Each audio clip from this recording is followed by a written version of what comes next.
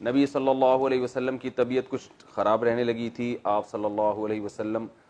نے کچھ کام کیے ہوتے آپ بھول جاتے کہ میں نے کیے ہیں، بعض کام نہیں کیے ہوتے آپ سمجھتے کہ میں نے کیے ہیں، بعض دفعہ اپنی زوجہ کے ہاں جاتے بھول جاتے کہ میں ان کے ہاں گیا ہوں، بعض دفعہ جس کے ہاں نہیں جاتے تو آپ کے ذہن میں یہ ہوتا ہے میں ان کے ہاں گیا ہوں، تو اس قسم کی بھول چوک کے واقعات ہونے لگے۔ تو آپ صلی اللہ علیہ وسلم کو احساس ہوا کہ میری طبیعت ٹھیک نہیں ہے، تو آپ صلی اللہ امہات المومنین کو بھی احساس ہو گیا، تو نبی صلی اللہ علیہ وسلم نے امی عائشہ رضی اللہ تعالیٰ عنہ سے ذکر کیا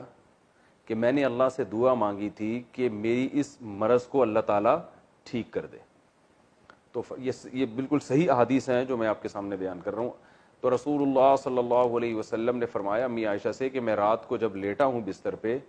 تو دو فرشتے انسانی شکل میں میرے قریب آ کے کھڑے ہو گئے، ایک میرے سرہانے پر اور ایک میرے پاؤں کی طرف، اور دونوں کھڑے ہو کر آپس میں بات کرنے لگے۔ ایک نے کہا دوسرے فرشتے سے کہا کہ تمہیں معلوم ہے کہ محمد صلی اللہ علیہ وسلم کو کیا مرض ہے، ان کو کیا بیماری ہے؟ دوسرے نے کہا کہ ان پر جادو ہوا ہے۔ تو فرشتے نے پوچھا کس نے کیا جادو؟ تو انہوں نے بتایا کہ لبید ابن اسم ایک یہودی ہے، اس نے جادو کیا ہے۔ تو پھر ایک فرشتے نے یہ کانورزیشن ہو رہی ہے آپس میں نا، جو انسانی شکل میں آئے تھے ان کی آپس میں بات چیت ہو رہی ہے۔ اس نے کہا کہ کہاں کیا ہے اور کیسے کیا جادو؟ تو انہوں نے بتایا کہ بھائی یہ جو کھجور کی چھال ہے نا اس پہ کیا ہے، اور اس کی جو کھجور کی ایک تانت ہوتی ہے، دھاگے ہوتے ہیں، ان دھاگوں پہ گرہیں لگا کے ان گرہوں پہ جادو پڑھ کے یہ نبی صلی اللہ علیہ وسلم پہ یہ جادو کیا گیا ہے۔ وہ تانت ہوتی تھی جس سے وہ جو تیر کی کمانیں بنائی جاتی تھیں پہلے زمانے، بہت مضبوط ہوتی تھی وہ، تو کھجور کی چھال پہ کیا ہے اور تانت پہ گرہیں لگا کے اس پہ پڑھ کے اس میں 11 گرہیں لگائی ہیں، تو وہ 11 گرہیں لگا کے اس پہ جو ہے نا کچھ پڑھ کے جادو کیا آپ صلی اللہ علیہ وسلم پہ۔ کہاں کیا ہے؟ تو بتایا کہ وہ بنو زریق کا ایک کنواں ہے، اس کنویں کے اندر اس جادو کو انہوں نے رکھا ہے۔ تو یہ وہ ان کی آپس کی بات چیت ہوئی اور وہ دونوں فرشتے چلے گئے۔ آپ صلی اللہ علیہ وسلم جب صبح اٹھے ہیں تو آپ صلی اللہ علیہ وسلم صحابہ کی ایک جماعت کو لے کر گئے، اس کنویں میں جا کے آپ نے تلاش کیا تو وہاں سے وہ اس کنویں کے اندر ایسے وہ جادو نکلا، کھجور کی چھال تھی، اس کے اندر ایک دھاگا اور گرہیں لگی ہوئی تھیں، جو بھی تھا حساب کتاب، تو نبی صلی اللہ علیہ وسلم نے اس کو نکال دیا اور اس کو دفن کر دیا۔ جب پھر اس کے بعد آپ صلی اللہ علیہ وسلم کی طبیعت ٹھیک ہو گئی، تو آپ نے پورا امی عائشہ کو واقعہ سنایا اور فرمایا کہ جب میں اس کنویں پہ گیا تو اس کنویں کا پانی ایسے گدلا ہو رہا تھا جیسے مہندی کا پانی ہوتا ہے، اور اس پہ جو کھجور کے درخت تھے نا ان کے جو پھل ایسے لگ رہے تھے جیسے سانپ کے پھن، بڑا ایک وحشتناک قسم کا منظر تھا۔ تو حضرت عائشہ رضی اللہ تعالیٰ عنہ فرماتی ہیں کہ یا رسول اللہ آپ نے اس کو جلا کیوں نہیں دیا؟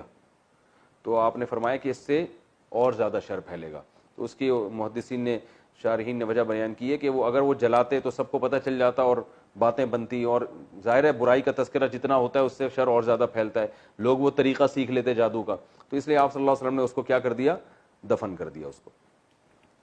تو اس کے بعد یہ دو صورتیں نازل ہوئیں، سورہ فلق اور سورہ ناس،